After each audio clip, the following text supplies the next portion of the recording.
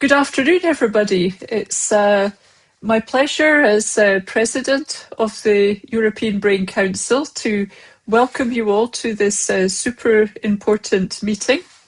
We're in this Thinking Schizophrenia Phase 3 stage, where we've had webinars in different countries, including events even in Poland and Germany. Now we're here to hear about Denmark and find new solutions. So the title of today's webinar is a comprehensive, high-quality approach to the treatment of schizophrenia in adolescents and young adults. So the aim of this webinar is to discuss and present country-specific findings, illustrating barriers and best practices in implementing comprehensive care pathways in Denmark. So today's experts will discuss youth-focused key policy recommendations, including early detection programs, access to innovative pharmacological and psychosocial treatments, integrated care models, and digital health solutions. The webinar will highlight the importance of addressing the need for a comprehensive, high-quality approach to the treatment of schizophrenia in adults and young adults.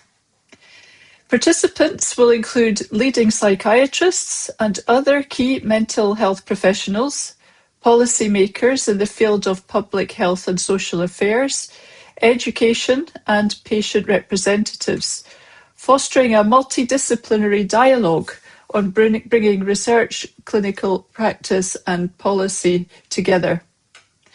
The discussion will focus on implementing a brain health framework that prioritises prevention, personalised care and long-term rehabilitation. So by adopting a biopsychosocial approach and integrating brain health into national policies, we can shift the paradigm in schizophrenia care, ensuring earlier interventions, better treatment outcomes, and enhanced quality of life for young patients across Europe. So I'm really looking forward to the discussion, and I look forward to all the questions and all the comments. We're going to have a great afternoon, and thank you for attending, and I'll hand back to you, Vinciane. Morten, I give the floor to you so that you can present the experts with us today and also the agenda. Thank you. I will do so. Thank you so much. I'll just start on behalf of the Danish Brain Council, or in Danish, Hjernerådet. It's my great pleasure also to welcome you to today's webinar. My name is Morten Lorentzen, and I'm the Vice Chair of the Danish Brain Council. I want to thank both you, our participants, but also the speakers and EBC for coordinating this interesting webinar. In Denmark, as in the rest of Europe, we face a rapidly growing need for high-quality, coordinated, and science-based approaches to brain disorders. We know that neurology and psychiatric conditions are among the leading causes of disability, reduced quality of life, and social costs. Yet we also know that early intervention, robust research, access to innovative treatments, and meaningful involvement of patients and families can significantly change outcome. In the Danish Brain Council, we work across sectors and disciplines with researchers, health professionals, patients' organizations, policymakers, and industry. And our role is to bridge these worlds, to make sure that insights from science are translated into practice and that patient experience inform both the clinical decisions and political strategies. In today's program, we will reflect exactly that spirit. We will hear perspectives that combine evidence, innovation, and lived experience. We will discuss not only what we know, but how we organize, implement, and scale solutions in a way that creates value for individuals, families, and healthcare systems. So I will also be the master of ceremony, with which in essence means that I will take care of the time issue that we will face along the way. But before we go into that, I'll just introduce the speakers we have. First and foremost, if we can just go back a slide so we can see the pictures. We have Hans-Jørgen Ørgaard Dallager from the Danish Schizophrenia Association, followed by Jennifer Hall, who is the Technical Officer of Mental Health at the WHO Athens Quality of Care Office.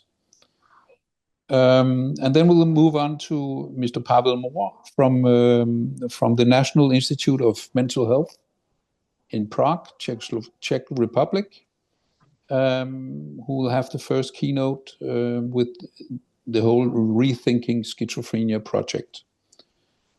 Our second keynote speaker is from Denmark, and that's Merete Nordentoft from the Department of Clinical Medicine at the University of Copenhagen. And then Merete will also conduct a panel discussion where we will have patient representative Vicky Sebald. We will have Anne-Katrine Paxberg, professor in child and adolescent psychiatry, and Ditte Lammers-Vernal, psychologist and associate professor. We will encourage you to, if you have questions along the way, write them down, maybe put them out in the system, and then we will have the question and answers at the end of the panel discussion, and we will then conclude with Suzanne, who also opened the webinar. So, with that, I will give the word to Hans-Jørgen to begin with. Let's start with Jennifer, because okay. I don't think Hans is connected yet. Thank you. So then we move on, and we'll hopefully get Hans-Jørgen on after Jennifer. But Dr. Jennifer Hall, Technical Officer, Mental Health, WHO Athens Quality of Care Office, and WHO Euro Mental Health Flagship. Jennifer, the floor is yours. Thank you very much, Morten. And to say also there's a really huge thank you to Vinci and Suzanne for having me here today. It's a huge pleasure to be presenting on this webinar. So today, maybe can we go to the next slide? Fantastic. And then the next slide again. So today I will be presenting on child and youth mental health across the WHO European region. So as mentioned, I'm a technical officer for mental health, and I work for our WHO regional office for Europe, and we cover 53 different countries, ranging all the way across from Scandinavia all the way across to Central Asia. So huge variety of different countries. And my role is to lead a work stream we have dedicated to strengthening quality of child and youth mental health care. So very relevant to this project. And I've been following this project with great interest, as I think the work you're doing is fantastic.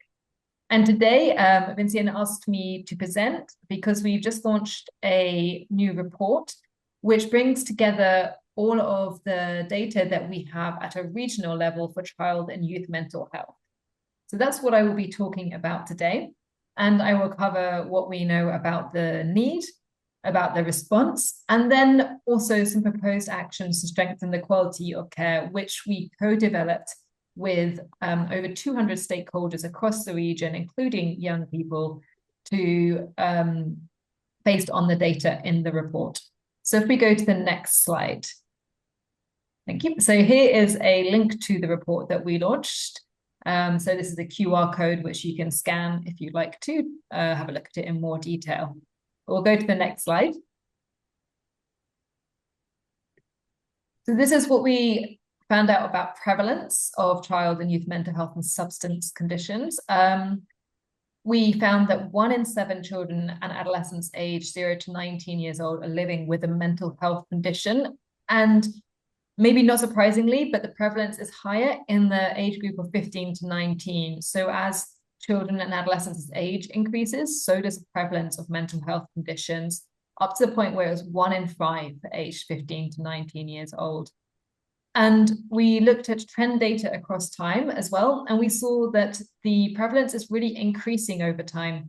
And I've heard from many individuals in countries that, they are seeing this on the ground. So I wonder if you're also seeing this in your respective countries as part of the project, or just in general, if you're seeing this increased referral rate. But we're certainly hearing this across the region.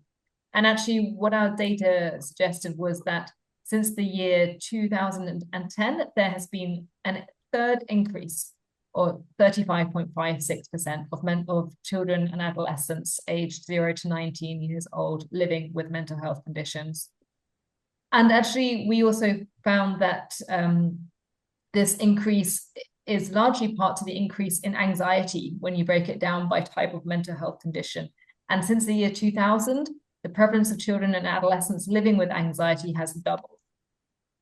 Okay, so let's go on to the next slide. So we're seeing this kind of high need, but also this increasing need over time. We also looked at suicide rates. Interestingly, the suicide rates have actually dropped since the year 2000 by 60%, which is a huge amount. So it's very interesting that we're seeing this increase in prevalence of mental health conditions, but also at the same time, this decrease in suicides. And despite the number of children and young people dying by suicide decreasing, it still is the leading cause of death for those aged 15 to 29 years old across our region. So it is still a very big problem. And males are 3 more times likely to die by suicide, which is also interesting, given that actually when we looked at mental health conditions, females are much more impacted by mental health conditions. The next slide. We also looked at what data we have about the response across the region. And this was really looking at our WHO surveys. So we have child and adolescent health surveys, as well as mental health surveys. And we brought together all the data, and we found that when it comes to policies and plans for child and adolescent mental health, 1 in 5 countries were lacking them. We found that 1 in 4 countries lack services in outpatient settings. All countries had inpatient settings. We found that 2 in 3 lack services in school settings. We also looked at the workforce, and I doubt this is really a big surprise, because we do hear this a lot, that the workforce is lacking for child and adolescent mental health. But this data was suggesting that across the region, for every psychiatrist, there are 76,000 children and adolescents. A huge finding was the very large variability in the services available, both in terms of treatment rates and types of treatment offered. So we found huge variations in terms of treatment for ADHD, particularly in terms of prescription rates. And we also found huge variations in terms of what kind of psychological therapies were available and what multidisciplinary team members were available. So if we go on to the next slide, please. So yes, so we have this situation where we see this increase in need and prevalence for child and adolescent mental health conditions. And at the same time, we are seeing that the response, it is hugely variable across the region, but in general, it is not enough. We do not have enough workforce, for sure. And we are seeing that the services are remaining, in some or in inpatient settings, and there is this need to really shift to community settings as well. And we came together with over 200 stakeholders, and we came up with 9 proposed actions to strengthen quality of care, starting from the top. So starting from governance, and really thinking about how national action plans, policies, and legislation, particularly multi-sectoral action plans, can be leveraged to strengthen the quality of child and adolescent mental health care. So really suggesting that these are coordinated, that they include quality in the action plans, so data collection and quality indicators. And we also suggested that not only is it multi-sectoral, but also that it is linked with quality of care action plans where they exist. Incorporating incentives. This is particularly thinking about quality improvement and the workforce, so thinking about financial incentives, but also thinking about incentives for innovation as well. We know that we need to innovate more when it comes to this area of child and youth mental health, particularly to think about innovative solutions to the lack of workforce that we see across the region. setting quality standards, protocols, and clinical guidelines is something which we saw was lacking in lots of contexts, and there's a real need for these to standardize care quality. We as WHO have also launched quality standards, which I presented on at a previous EBC meeting. But yes, they are also available. Continuous quality improvement is essential across the systems and support, and really taking this whole of system approach to quality improvement as well. And within this, we've suggested also doing capacity building and quality improvement and system change for leaders in child and adolescent mental health. Our fifth recommendation is around innovative service models and trying to make sure they're truly co-developed with young people and they are meeting the true needs of children and young people. And I think this is also a very exciting one for this project, as I see lots of innovation happening here and thinking about how to better make services meet the needs of young people with schizophrenia. Engaging and empowering young people, children, families. So this is about participation of users in the design and delivery of mental health care. Our workforce needs strengthening. And then, of course, research, measuring, collecting data. So these are the 9 proposed actions. And if we go to the next slide, I was thinking about how they link with the project here. So if we have a look at the next slide, we can see that I pulled out just a few key elements of how it links with this project, but I'm sure you have seen many more as well. But I do really think that this project here, the Rethinking Schizophrenia, has lots of links with our recommendations. And as I say, I'm really excited to hear the rest of the discussions today and to see how this project progresses. So thank you for inviting me to talk, and I look forward to seeing how things go. Thank you. Thank you so much, Jennifer, on WHO's perspective on child and youth mental health and how it works perfectly with the topic of today. So thank you so much. I just want to hear if we have Hans-Jørgen Ørgaard Dallager with us.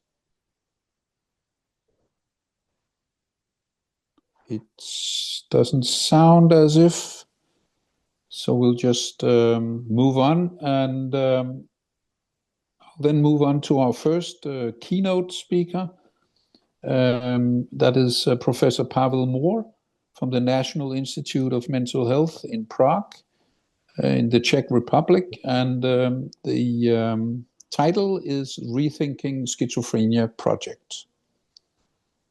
So, good afternoon. Thank you for a kind introduction and invitation to this webinar. I'm happy to share with you the results of the phase 2 of the study, Rethinking Schizophrenia. So, my goal is in 5 minutes just to summarize the outcome of this project. And just a reminder that the Rethinking Schizophrenia is a part of the Rethinking the Management of Brain Disorder series, which was pioneered by the European Brain Council. And the goal is actually to explore the existing state of the patient care pathway across Europe and to offer some changes, policy changes, how to improve lives of people who are living with mental disorders, and in this case with schizophrenia. The phase 2 of this study is actually a continuation of the phase 1 study. It's built on the results from the phase 1 study. Phase 1 was a series of interviews with people living with schizophrenia or their caregivers.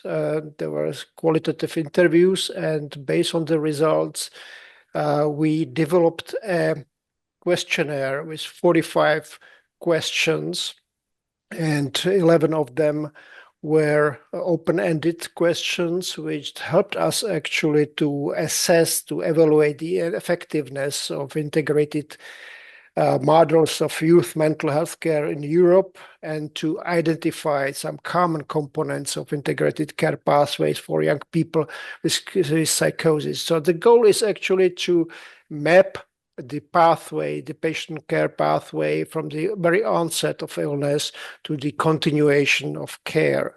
So here you can see the results. We were able to actually retrieve 203 participants, the responses for 203 participants from 9 countries: Belgium, Denmark, France, Germany, Hungary, Italy, Poland, Spain, United Kingdom.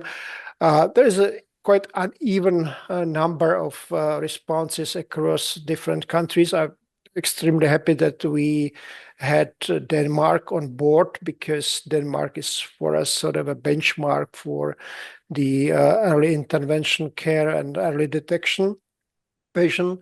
We looked at the demographics. The majority, 75% of responders were psychiatrists, and 2/3 of people who responded were more experienced. They had at least 10 years of practice, of clinical experience. And we analyzed the results. Next slide, please. And I don't want to go into details. It will be everything in a paper we just submitted for publication.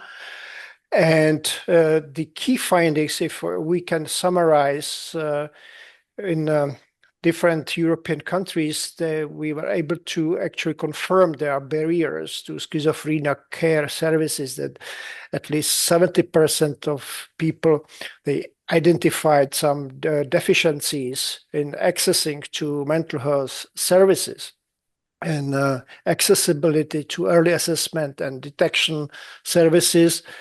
And only less than half of the respondents indicated that there is actually available similar service for early detection or early intervention, and 41 reported there is a lack of such an access.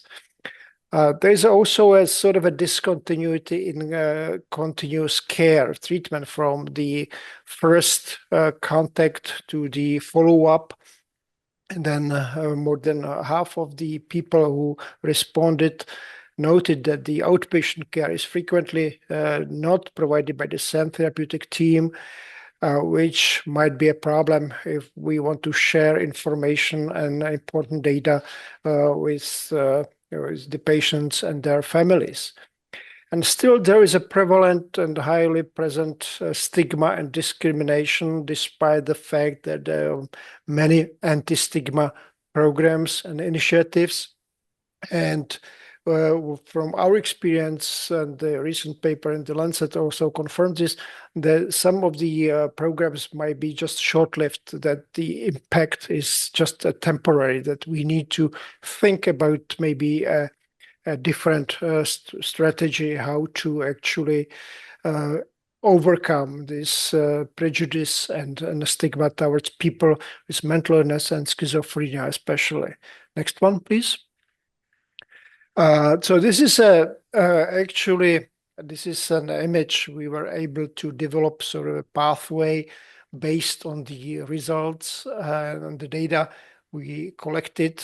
And then as we see from the first onset and even before that, at the at-risk state, that there are factors which can affect the outcome in a negative way or in the positive way.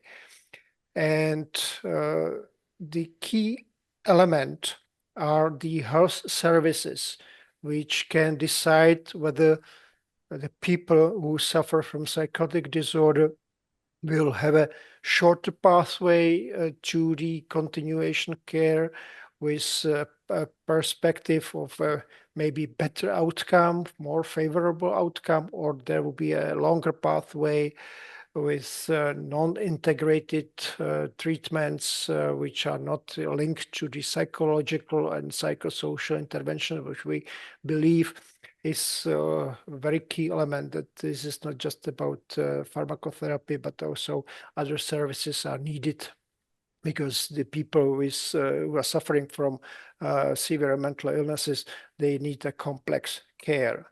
Next one.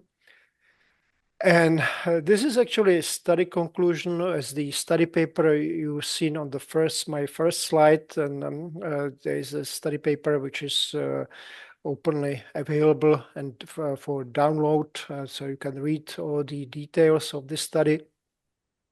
And we were able to come up with some 8 key recommendations, which I think we are pretty much in accordance with the previous recommendation we've seen, like the strengthen early detection and intervention framework, starting with the clinical and functional assessment of the patient towards stabilization and recovery. What it means that we would like to suggest that it's necessary to implement early psychosis intervention programs and integrate biomarkers, to look for biomarkers and maybe to use some innovative tools like artificial intelligence for more personalized treatment. Also, from the very beginning, to already address cognitive deficits, negative symptoms, of some factors, external like stress, overall functioning, social challenges. The second, facilitate equitable access to innovative treatment. Well, to ensure this is not about the access to the second generation antipsychotics or long-acting injectables, but also some novel therapies and digital health solutions, and support precision medicine and clinical trials to enhance treatment effectiveness. To promote a coordinated approach and continuity care continuity of care models, what it means to establish multidisciplinary teams, not just psychiatrists, but also include GPs, psychologists, social workers, public health professionals, health managers, peers, and to improve the care transition between acute treatment and to the long-term care and rehabilitation. Also, not to forget about the physical health and to address like metabolic or cardiovascular issues in young patients. Expand access to psychosocial interventions. Well, it's some evidence-based programs like CBT, cognitive remediation, psychoeducation.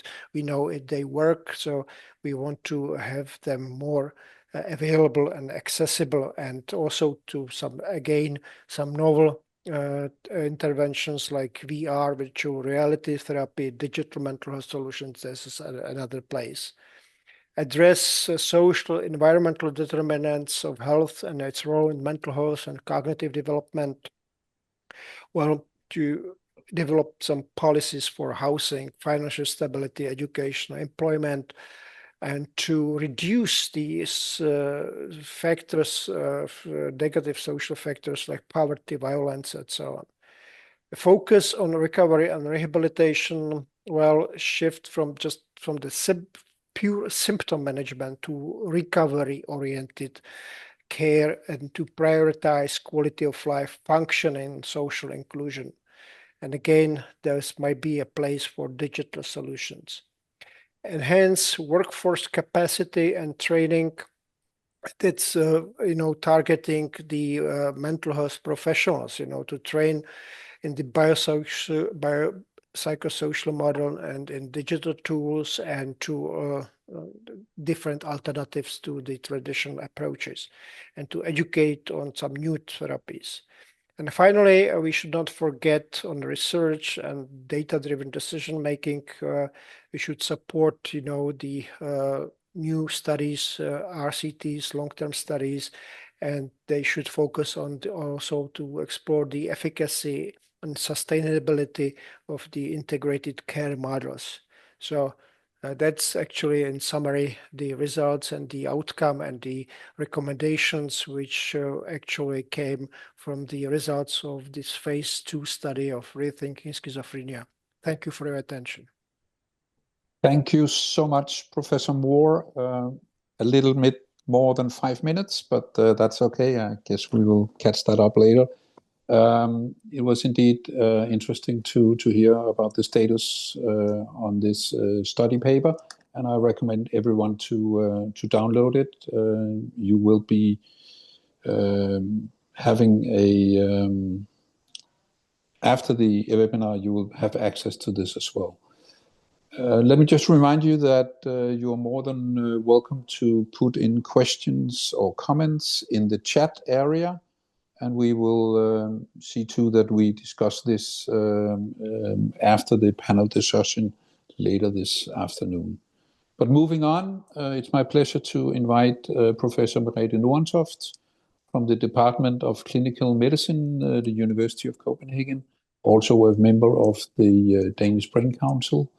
And Merete will talk to us about the care pathway in Denmark for schizophrenia, but also the status of the Danish country profile in schizophrenia. So Merete, the floor is yours. Thank you. Can you hear me? Yes. I hope so. Yeah, thank you for organizing this. I'm going to present you with a brief version of our country report and some news from Denmark also. Next slide, please.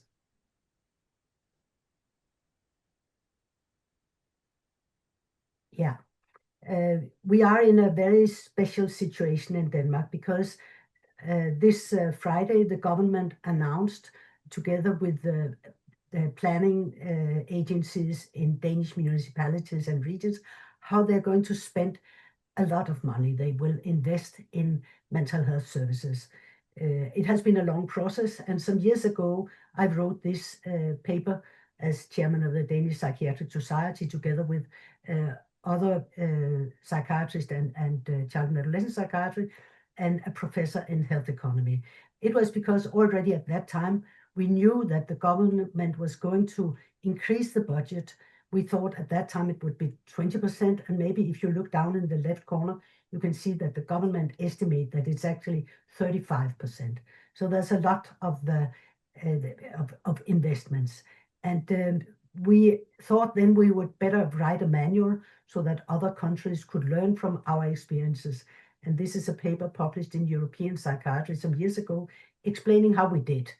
And some of the elements included in the process was that we were able to use epidemiological data to show shortened life expectancy, high level of burden of disease.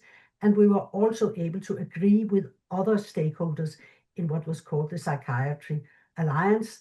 And we also influenced politicians, which is possible in Denmark. We have a very direct access to politicians. And finally, we presented a budget. And all these factors were very essential. Next slide, please. This is just an example of what we could show. It is that mental illness, the burden of disease is 25%, and it actually exceeds the burden of disease for cancer and cardiovascular disease. Both of these illnesses count for a lower level of burden of disease compared with mental illnesses. Next slide, please. There was a plan developed by the Danish Health Agency. You can read it in English, where they have 37 different recommendations that formed the basis for the plan later endorsed by the government. Next slide, please. Here you can see a picture of what's called doorstep when they present how they agreed upon this investment, and it's actually represented by all parties in the parliament. Next slide, please. And they are planning to increase incrementally every year until they have reached this level of 4.6 billion Danish crowns. Next slide, please. Yeah, and it is in a situation where we already have a lot of things in place. We have early intervention services covering all of Denmark, maybe not 100%, but at least it's present all over. We also have flexible assertive community teams covering all of Denmark, some of them with too high caseloads, but still something is in place. And then we have specialized team for forensic patients and dual diagnosis patients. We have inpatient facilities and supported accommodation facilities. Next slide, please.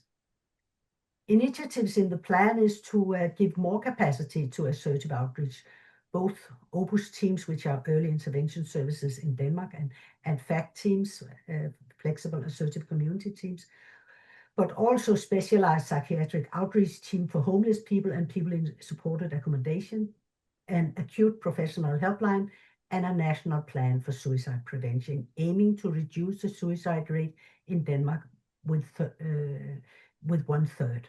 Next slide, please. And then the government actually decided that it should be 4.5 billion, which is equivalent with a 35% budget increase and 0.6 billion euros annually for a population of the 6 million people. Next slide, please.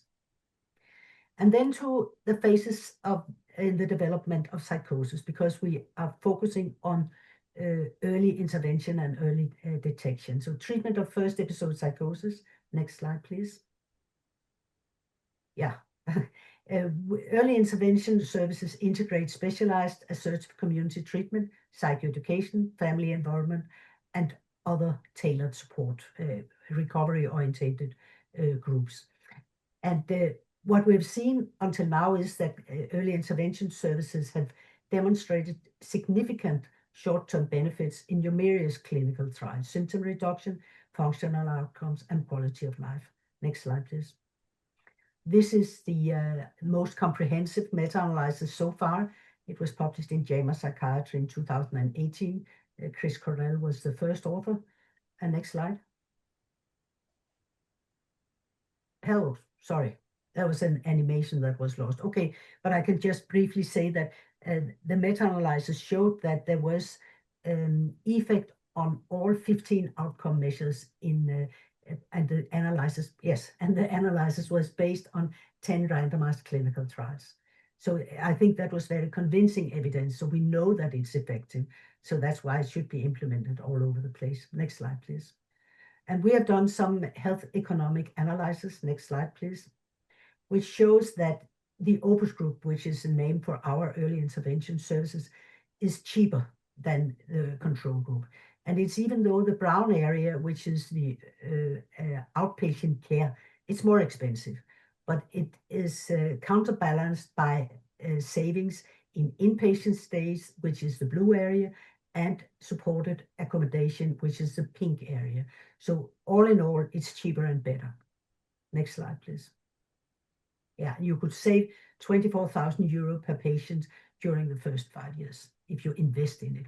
Next slide, please. We also could see that there were some long-term effects, and we could see that these effects were also present when early intervention services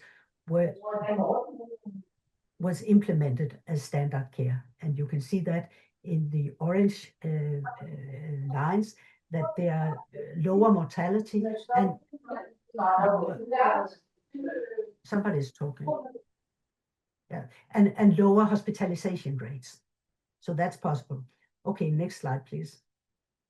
So to summarize, there's strong evidence for positive effects of early intervention services.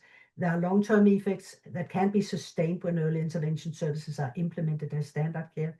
They're cheaper and better, and users are satisfied with the treatment. I haven't shown you data on that, but we know that from our studies as well.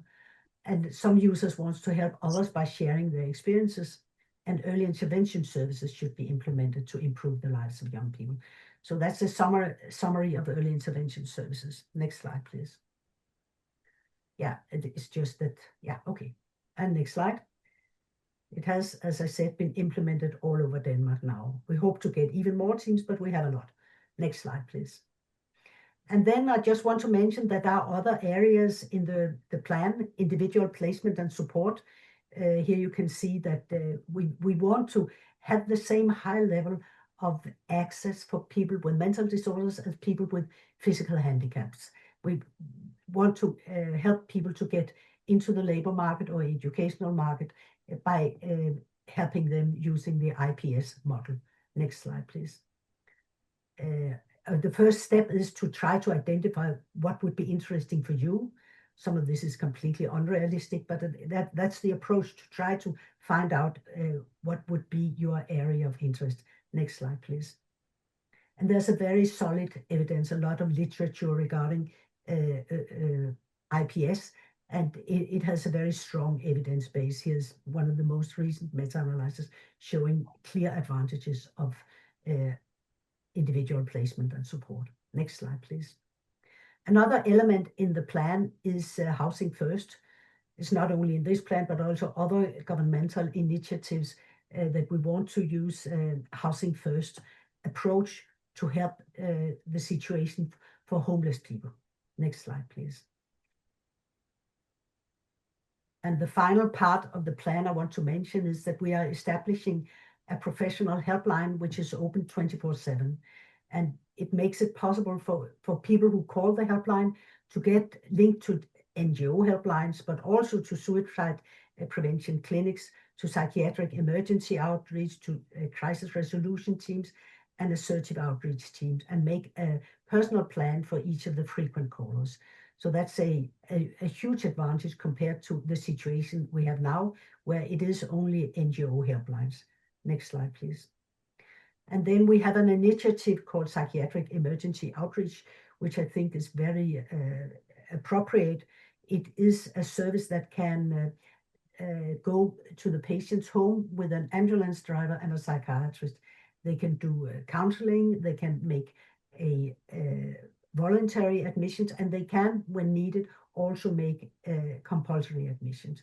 So what we can see with this service is that it has reduced mortality, it has solved a lot of problem, and it is implemented 24/7 in the capital region, and it will have national coverage to some, there will be some model for it, and it will happen in 2026. Next slide, please. So, Rethink Schizophrenia, and thank you for your attention. I hope that the Danish experiences can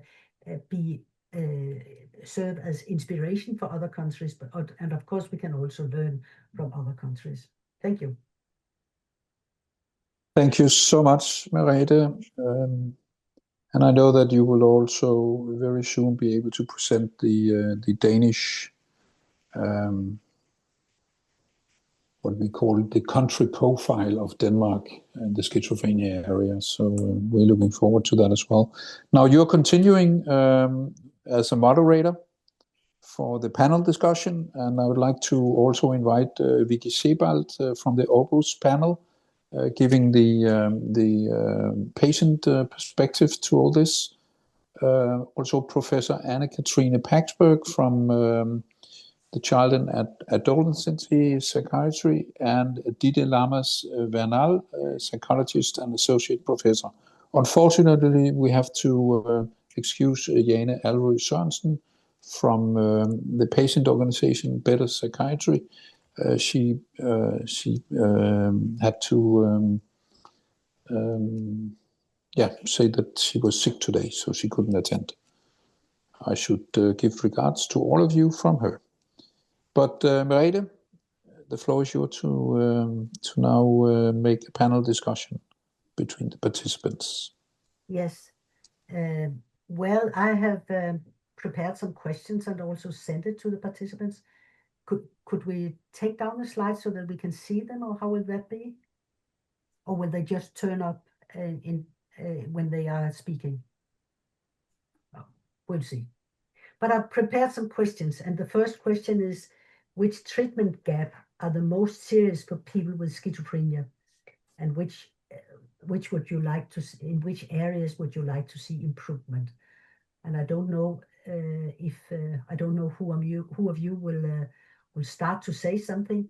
If we look at my screen, it could be Anne-Katrine Paxberg who would take the floor first. Thank you for that question, Merete, and thank you for inviting me to participate in this. I have many suggestions, but there are some I'd like to mention, and I think that I'm right now speaking especially concerning the people below 18 years old who suffer from schizophrenia. And for that group, I think right now we're working on improving a lot of things. I think one thing that we really need to give attention is the transition phase, how to help and facilitate when people turn 18 and they need to move from child and adolescent psychiatry to adult psychiatry and other adult health services and municipal services, and also for education and employment. So that's one thing I think that we really need to have focus on, because This is what we know from experience and the literature, that this gap between child and adolescent service and adult services can be a barrier to keep in treatment. Yeah. Thank you. Yeah. Okay, then I would like to ask Vicky, which treatment gaps do you think are the most serious for people with schizophrenia, and which kind of improvement would you like to see? Have you had time to give that some considerations? I have indeed. You should introduce yourself briefly. Yeah. My name is Vicky. I'm a former patient in psychiatry in Denmark. I was diagnosed with schizophrenia when I was in my early 20s, but have had symptoms since childhood. So it took many years from symptoms beginning to diagnosis and treatment begun. And first of all, I find that it was very difficult to get the right diagnosis. They had a lot of thoughts about where to send me before I got diagnosed. And when I finally got diagnosed, I had to wait to get the proper treatment.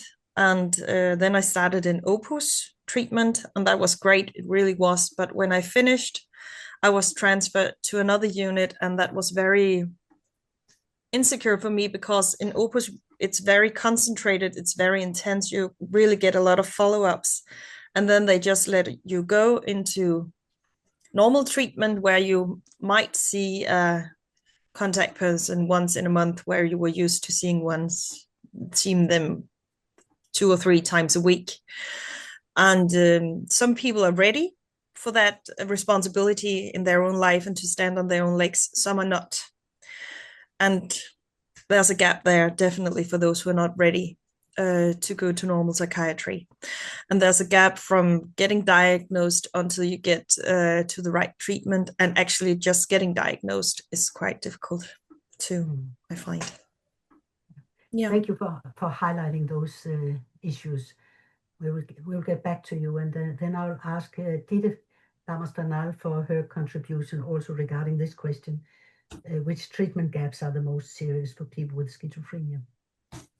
Thank you, Merete. Yes, I'm a team manager in the North Denmark region of an Opus team, and I can relate to the points that Anne-Katrine and Vicky just mentioned.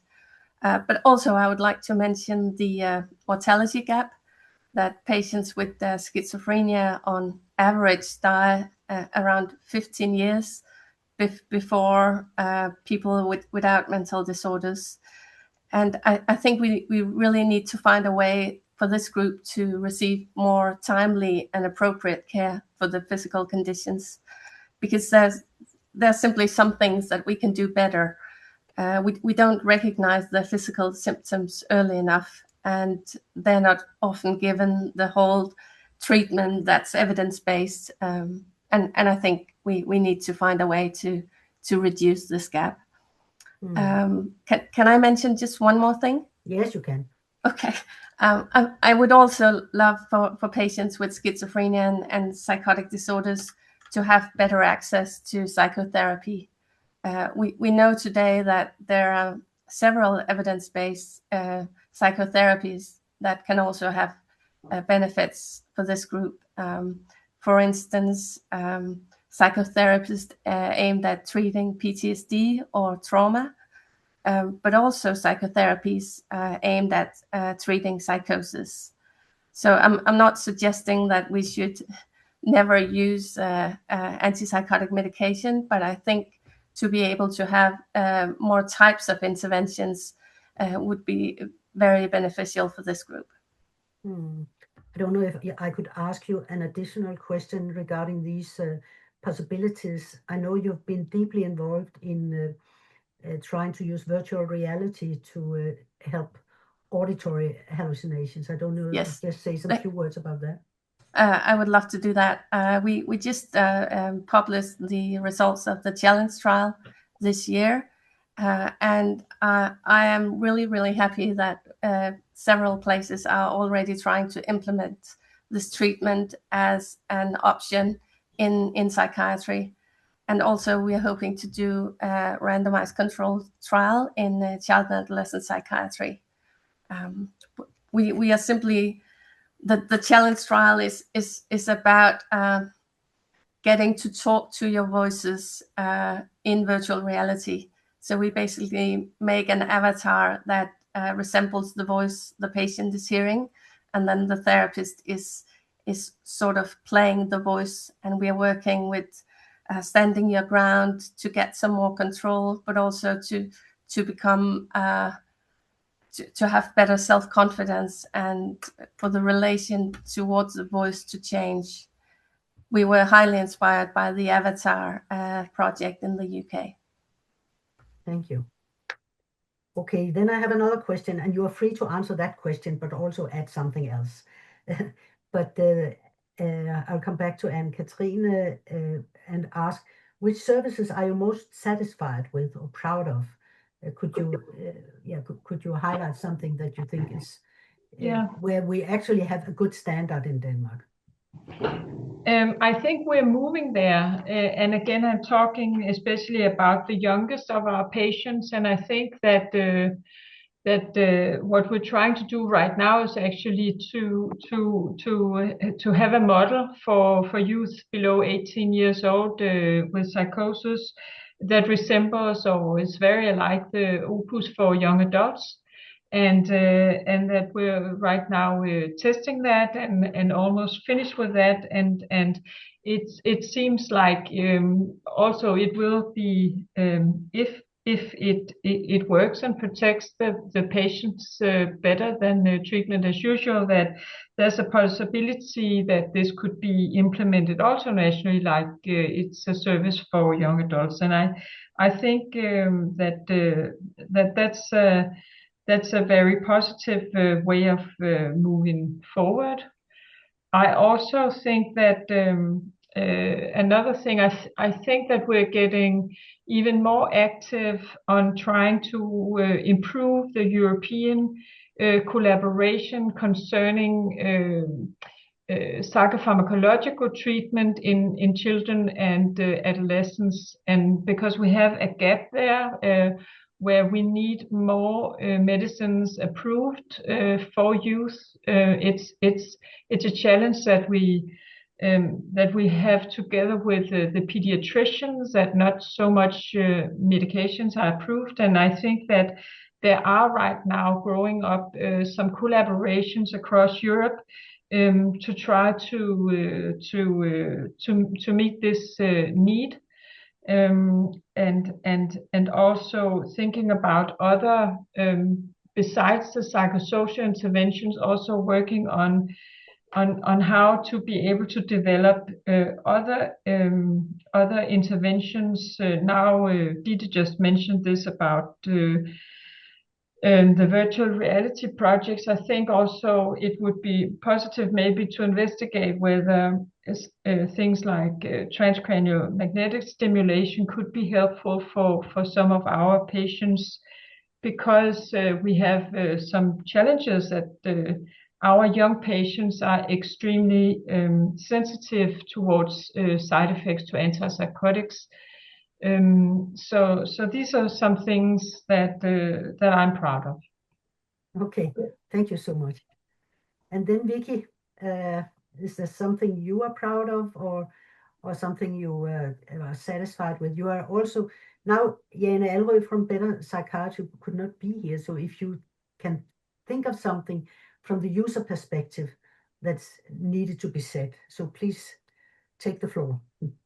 I'm just so pleased that we're focusing on treatment for children and adults, because most people that I've known that got psychotic from schizophrenia started really early on, and it's terrifying because as a child you don't understand what's going on, and the stigma makes it difficult to have somebody to talk to this about. And when you finally talk to someone, people don't know where to go. It's really difficult to get the right treatment, but also the treatment usually is from an adult perspective, and children are a different place. So using technologies as they do in their daily life, like the virtual reality and apps on the phone, makes it more accessible for them and something they can do on their own as well. I know a lot use ChatGPT because it's relatable for them. it's something that they can use in their daily life. And I think it's really extraordinary that we think, can we treat them from their perspective? How can we make it accessible for the children and the adolescents themselves? And I would have loved to have these possibilities when I was younger, but I'm so pleased to see them coming now. And the young people I speak to, I go out to speak to adolescents about this as representative for the Opus panel. And I can see that all these possibilities, they use them a lot. You can get self-care apps, you can get your plans on the telephone as well. So they have them with them all the time, and it gives them a security. And also groups on Facebook where they can meet others like them and have this feeling of belonging with someone like them, and the understanding they get. So I see this as a really, really good thing that we focus on this too right now. Thank you. Thank you. And then Ditte, is there something you're proud of? Satisfied with?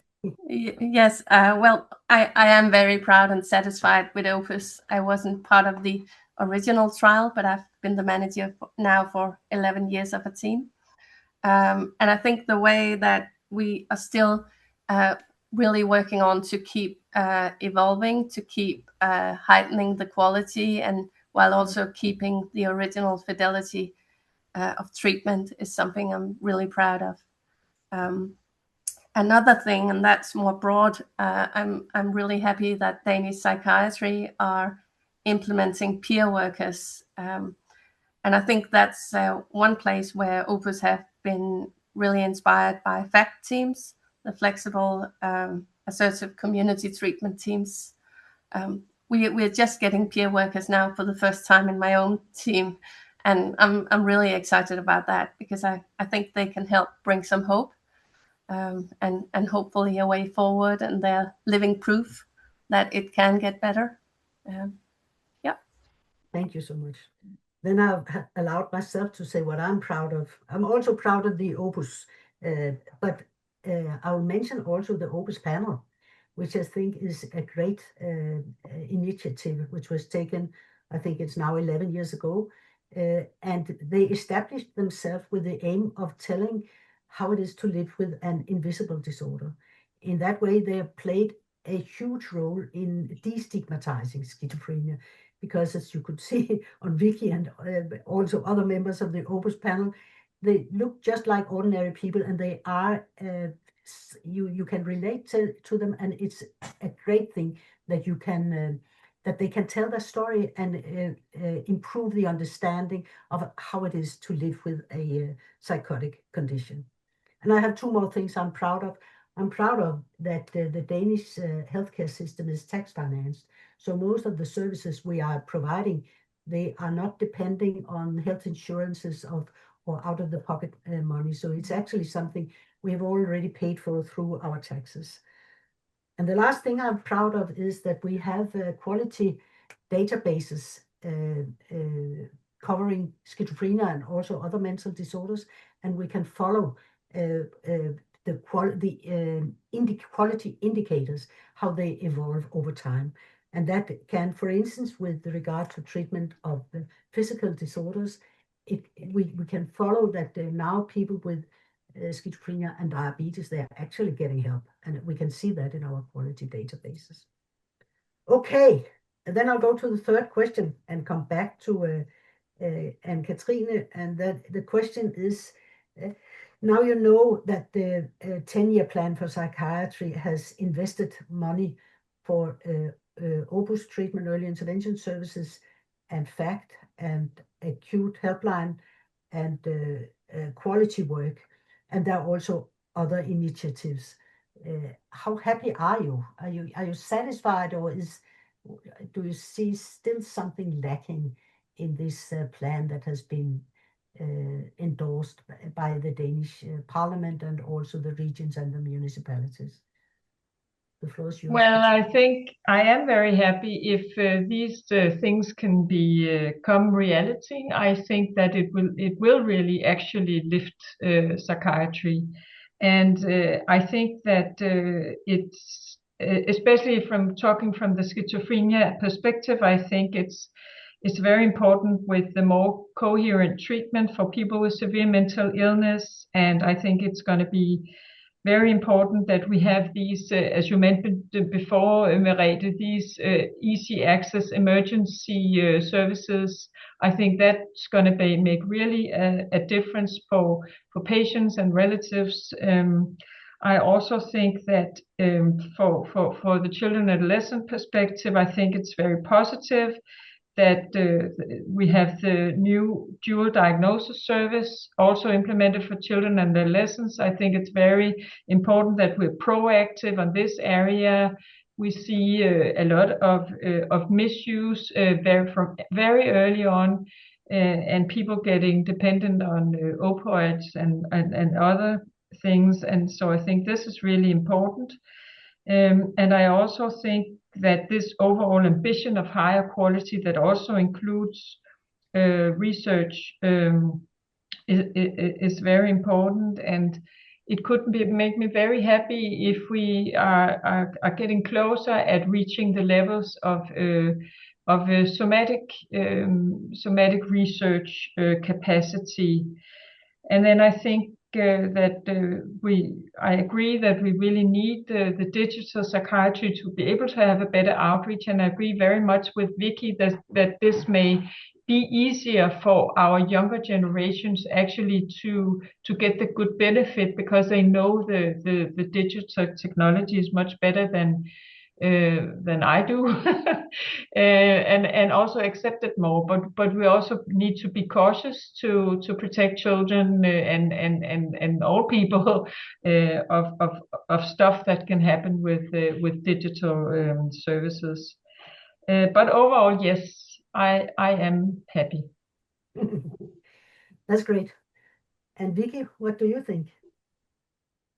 I am a bit concerned because I've seen a lot of good thoughts, a lot of good intentions before, legislations before, but the fact is that we have a psychiatry where we don't have the personnel needed to fulfill all these tasks, and they're just getting more stressed. We don't have room, we don't have times enough, we don't have doctors, we don't have nurses enough to fulfill all those intentions.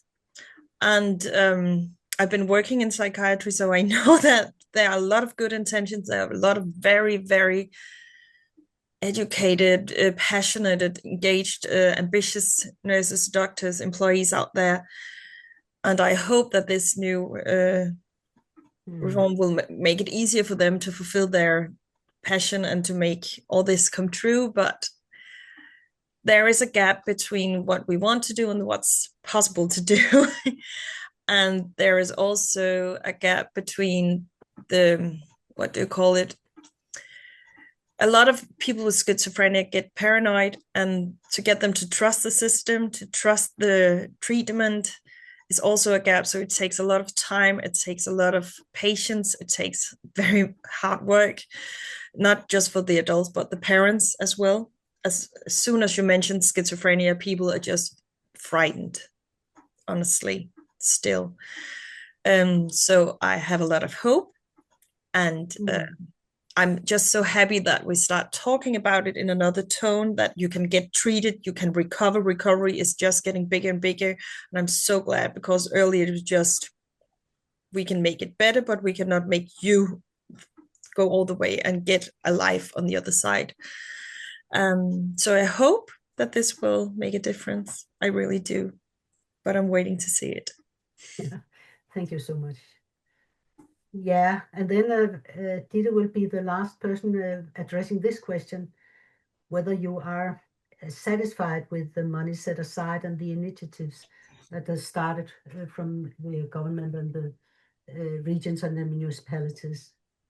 Yes, I'm really very satisfied with it, and I think I'm proud that Denmark has decided and put forth efforts from many different parties and NGOs and professionals to have this grand plan for psychiatry. I also share Vicky's concern that it might be difficult to to get the appropriate staff as well as rooms enough. I think it's important that psychiatry keeps sorry, I couldn't find the right word, was that we continue to have a focus on both treatment, research, and education, because sometimes when daily life gets too busy and the waiting list becomes too long, we completely forget about the education and the research and the work environment, and then it just becomes a very short-term solution. So we really need to focus on a sustainable research for both patients and peers and workers as well as their loved ones. So it's not going to be easy, but I think that the psychiatry plan is a very positive beginning, hopefully. Thank you. Well, I could just agree that trust is a very important issue, and I hope that that we can gain more trust both from patients and relatives, but also from the professionals who have left us in frustration because they thought that the system was not good enough. And I hope we can recruit some of them back.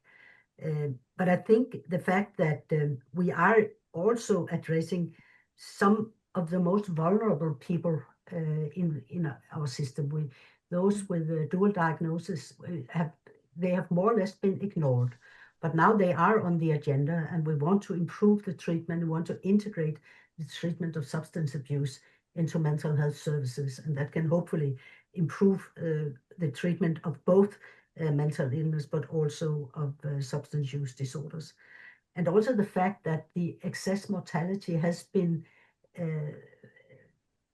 framed as one of the most important indicators for the 10-year plan for psychiatry to be successful is whether it can reduce the excess mortality. So we will look deeply into that. And also the fact that marginalized groups are actually, they're giving some specific,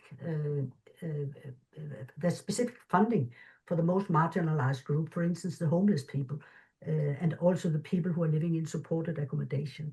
I think that's a very important thing. And then the recovery is mentioned in the plan many times. And while Vicky was talking, I just came to think of what I've sometimes been saying when I've had conversations with relatives where we have diagnosed a young person with schizophrenia, and the relatives ask, is it schizophrenia? And sometimes my answer has been, schizophrenia is not what it used to be. And now we are rethinking schizophrenia. We should also realize that there is approximately a quarter of people with schizophrenia who are actually more or less by themselves or by help of treatment, but who, when we look at it after 10 years, they are in full recovery with no symptoms and also no medication. So I think the fact that the prognosis, some will need to take medication for a long time, some will need to have disability pension and will not be able to work, but there are also some who can actually get back to a normal life. And of course, I think when I've been in the Opus panel, sometimes I've heard people talking about that, okay, now they are getting back to what they thought they would be doing 5 or 6 years ago, but now they've gone through this episode and now they can actually start again to try to have a life like they have thought it should be. Yeah, these were some of my comments. I don't know if we have any questions in the chat or if the panel has something they want to comment on in each other's presentations.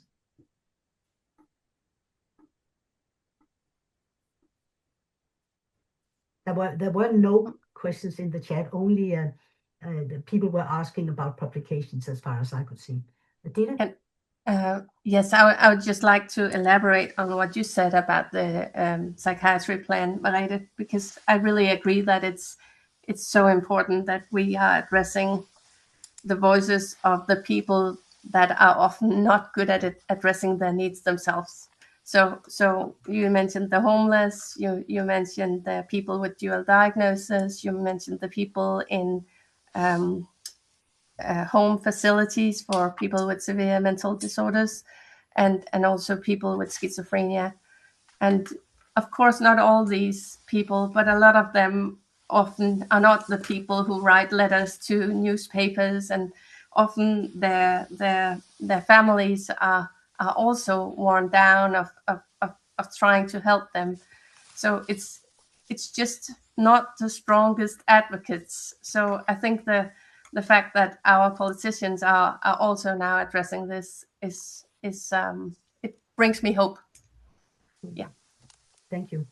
And then there's a comment from Pavel Moore, which I would like to address also, and it is that duration of untreated psychosis is an important predictor for a long-term outcome, and it is actually something we can do something about it. It's also part of our country report initiatives aiming to reduce duration of untreated illness. And Vicky, you want to say something? No? Okay, you are on the screen. Are there May I say something? Yes. So I'm just putting on a different hat now because I'm on the executive committee of the European College of Neuropsychopharmacology, and I really picked up on the discussion over medicines, and I know that this is a huge concern to our organisation, that we're not managing to get the best treatments to patients, and I think there's a lot of lobbying needs to be done in this space, because we need to for sure lobby the European Medicines Agency, because I was at a meeting on psychedelics, and it was pretty awful because I did my homework in advance and looking at drugs that were approved by EMA. It was a year ago, but in the 3 years that preceded that, and I think 66 new drugs were approved by EMA in the cancer space, but in that time, only one drug in the brain space, and that drug was just a copycat drug. So we're seeing very little innovation. And unfortunately, on top of that, there's the problem of other drugs being available in the United States, because a lot of pharmaceutical companies are seeing the US as their market, and then they don't want to take on they're not really so concerned about European costs for new drugs. So I think there's a lot of lobbying there to do to make drugs that are accessible in the UK, the US, also available in Europe. And lastly, innovation. And I think, we really need to lobby for more research, because I think research output in the mental health space, including for schizophrenia, is excellent. But what we need is for more research funding, better drugs, and then to see those becoming part of the care pathway.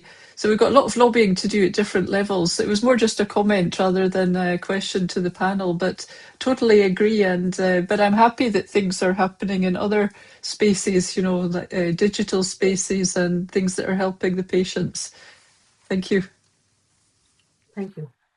Well, I could just make a brief update or comment on this with the pharmaceutical treatment. First of all, I do fully agree that more research is needed. And as part of the 10-year plan for psychiatry in Denmark, there is a fund for psychiatric research, and it's better than it has been ever before, but still it's not enough. If you're going to have a large trial, you will need to get funding from elsewhere. And in that case, we have had funding from some of the big private funds. But we also need the pharmaceutical companies to develop better drugs, because even though there's been some development, it's not much. And still all the drugs that are available for us have some side effects. Of course, that's also the case with medicine in other areas, but there hasn't been much development. And I think we have had a situation where some of the companies have sort of lost their faith in that something will ever happen. And I hope that there can be new initiatives, because right now we do not have drugs that we are, of course, I do support that we use them, but there are too many side effects. Although often you can target the treatment for an individual patient and come to a level where it's acceptable. But I think we would really need to have better drugs.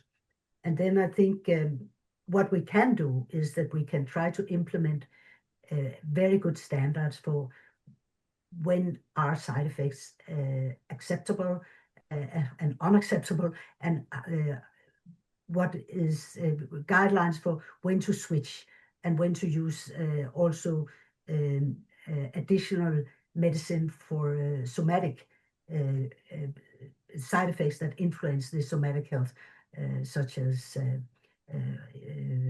diabetes, and also it could be cardiac or metabolic syndrome, things like that.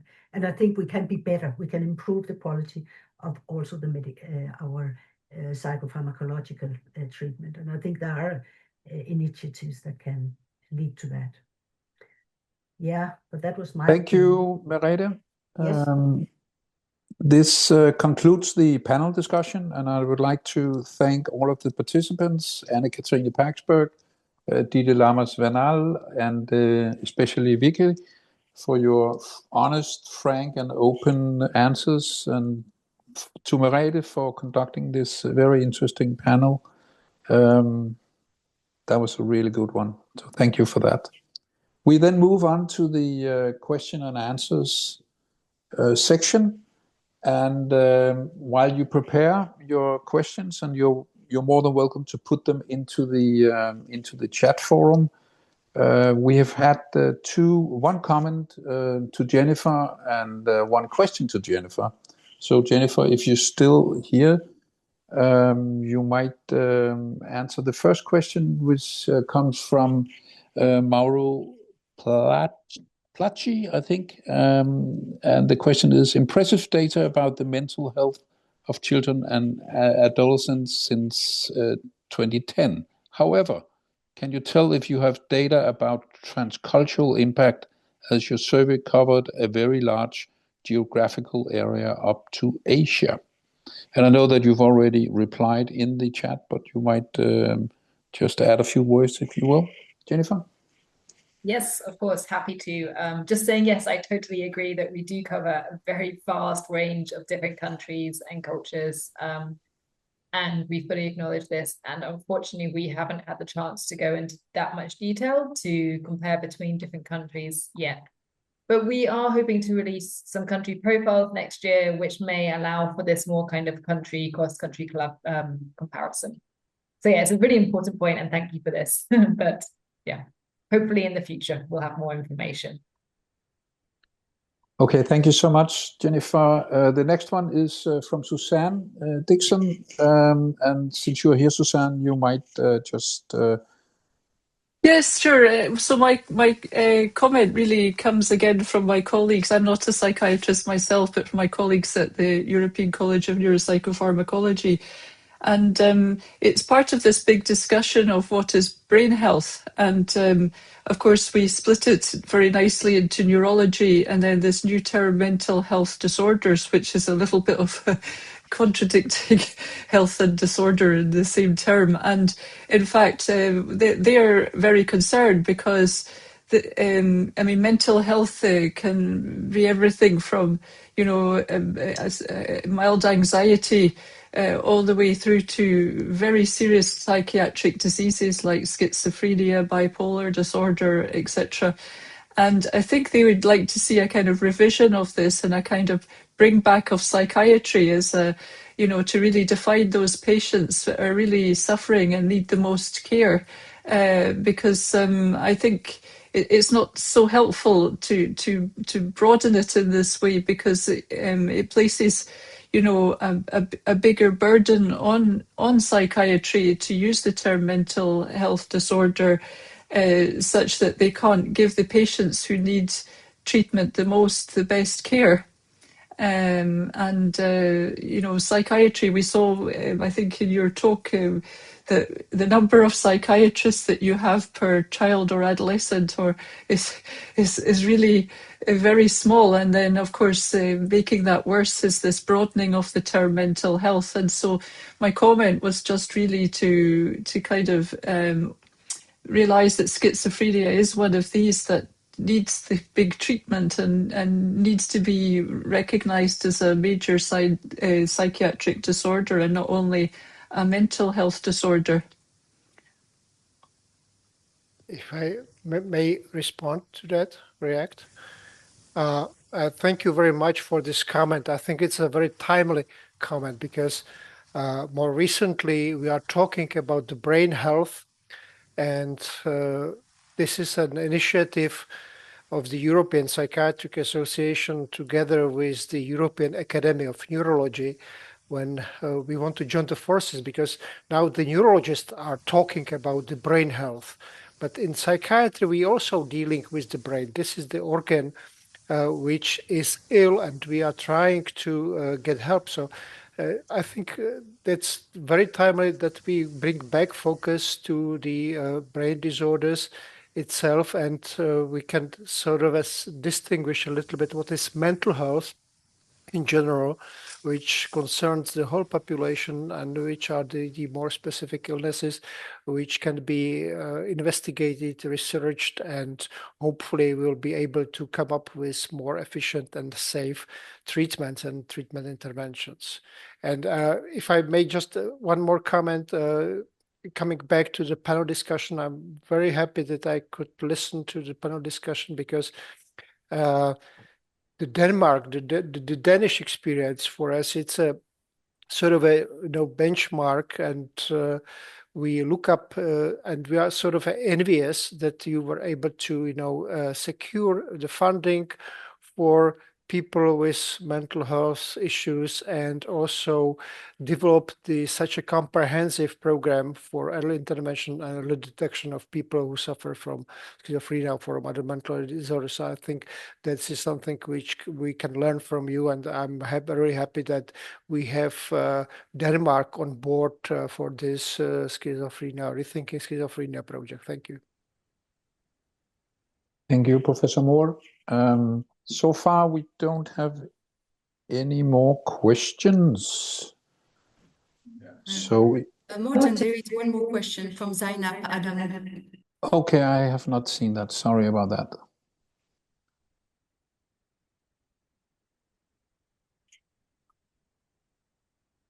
So, was anyone having a questions, or is it something I should? Good evening, everyone. Good evening. There you go.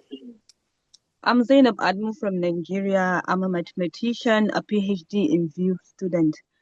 Well, I really enjoy this, can I call it a lecture or discussion?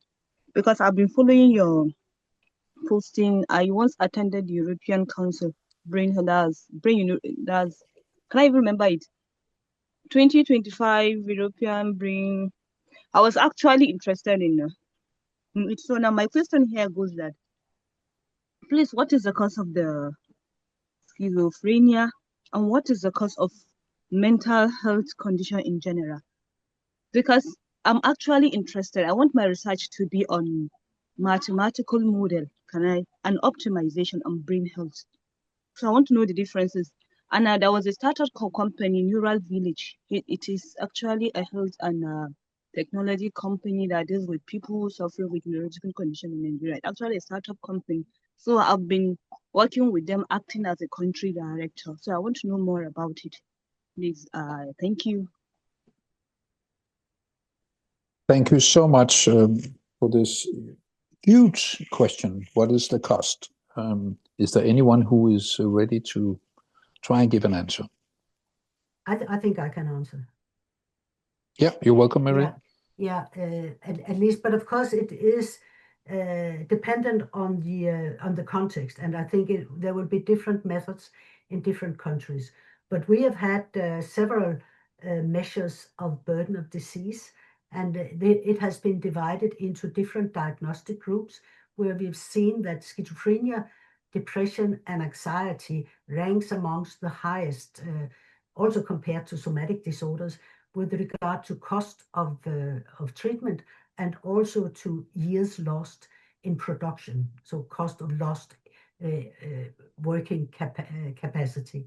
And that has been, I think, with regard to how many years do you lose, then schizophrenia is the worst, because it's 20 years of participation in labor market, in the labor market force.